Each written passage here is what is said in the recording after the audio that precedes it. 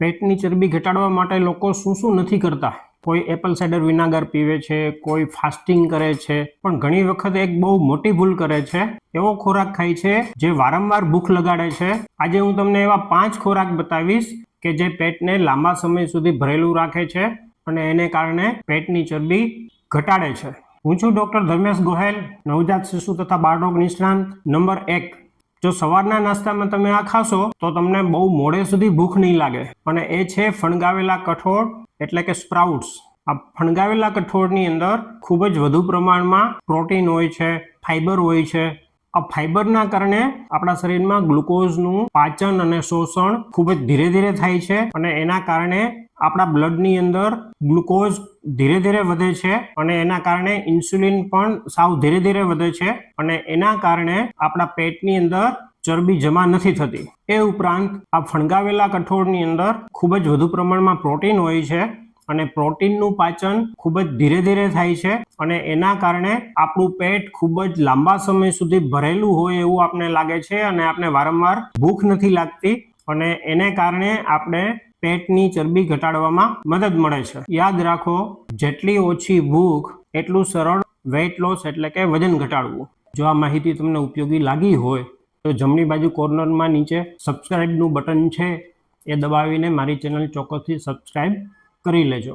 વજન ઘટાડવા માટે જો તમારે વધુ ટિપ્સ જોઈતી હોય તો કોમેન્ટ સેક્શનમાં મને યસ એવી કોમેન્ટ ચોક્કસથી કરજો. તમને કોઈ પ્રશ્ન હોય પૂછી શકો છો, હું એનો જાતે જ જવાબ આપીશ. પણ હવે આવતો ખોરાક લગભગ દરેક ઘરમાં મળે છે. નંબર 2, શું કર્ડ એટલે કે દહીં પેટની ચરબી ઘટાડવામાં મદદ કરે છે? દહીંની અંદર ખૂબ જ ઊંચા પ્રમાણમાં પ્રોટીન હોય છે, અને આ પ્રોટીનનું પાચન ખૂબ જ ધીમે ધીમે થાય છે, અને એના કારણે આપણું પેટ લાંબા સમય સુધી ભરેલું હોય એવું લાગે છે. એ ઉપરાંત પ્રોટીન વાળો ખોરાક ખાવાથી આપણે જલ્દી સંતોષ થઈ જાય છે ખોરાક ખાવાનો, અને એના કારણે આપણે વધુ જમતા નથી, અને એના કારણે આપણી પેટની ચરબી ઘટે છે. ઘણા લોકો વારંવાર નાસ્તો કરે છે પરંતુ પ્રોટીન ખૂબ જ ઓછું લે છે, અને આ જ સૌથી મોટી ભૂલ છે. જો તમને પર્સનલ ડાયટ પ્લાન જોતો હોય તો કોમેન્ટમાં પ્લાન લખો. શું તમે ડાયટ કરો છો છતાં પણ વજન નથી ઘટતું? રેન્ડમ ટિપ્સ છોડો અને તમારા બોડી પ્રમાણે પ્લાન લો. ફ્રી ક્લિનિકલ અસેસમેન્ટ માટે મેં ગૂગલ ફોર્મ બનાવ્યું છે, જે મેં પહેલી કોમેન્ટ અને ડિસ્ક્રિપ્શનમાં આપેલું છે, એ ભરો. પણ હવે જે ખોરાક આવવાનો છે એ નાનો છે પણ ખૂબ જ પાવરફુલ છે. નંબર 3, આ નાનું ડ્રાયફ્રૂટ પેટ માટે કેમ સારું માનવામાં આવે છે? અખરોટની અંદર હેલ્ધી એટલે કે તંદુરસ્તી વધારે એ પ્રકારની ફેટ એટલે કે ચરબી હોય છે, અને એના કારણે આપણે વારંવાર ભૂખ નથી લાગતી, આપણે ખાવાનો જલ્દી સંતોષ થઈ જાય છે, અને એના કારણે આપણે વધુ પડતું ખાતા નથી, અને એને કારણે આપણે પેટની ચરબી ઘટે છે. અખરોટને કારણે ક્રેવિંગ્સ પણ ઘટે છે. જોકે અખરોટની અંદર ખૂબ જ ઊંચી કેલરી હોય છે, એટલે અખરોટ મર્યાદિત ખાવા, નહીતર આપણું વજન વધી પણ શકે. વજન વધે છે કે ઘટે છે એને ટ્રેક કરવું પણ ખૂબ જ મહત્વનું છે, અને આના માટે હું જે વજન કાંટો એટલે કે વેઇંગ મશીન ઉપયોગ કરું છું એની લિંક ડિસ્ક્રિપ્શન અને કોમેન્ટમાં આપેલી છે. હવે આવતી શાકભાજી જે ખૂબ જ ઉપયોગી છે. નંબર 4, આ શાકભાજીને પેટની ચરબીનો દુશ્મન કેમ કહેવામાં આવે છે? અને આ શાકભાજી છે બ્રોકોલી. બ્રોકોલીની અંદર ખૂબ જ વધુ પ્રમાણમાં ફાઈબર હોય છે, અને ખૂબ જ ઓછી કેલરી હોય છે, અને આ ફાઈબરના વધુ પ્રમાણના કારણે આપણું પાચન ખૂબ જ ધીરે ધીરે થાય છે, અને એના કારણે આપણા બ્લડની અંદર ગ્લુકોઝ પણ ખૂબ જ ધીમે ધીમે વધે છે,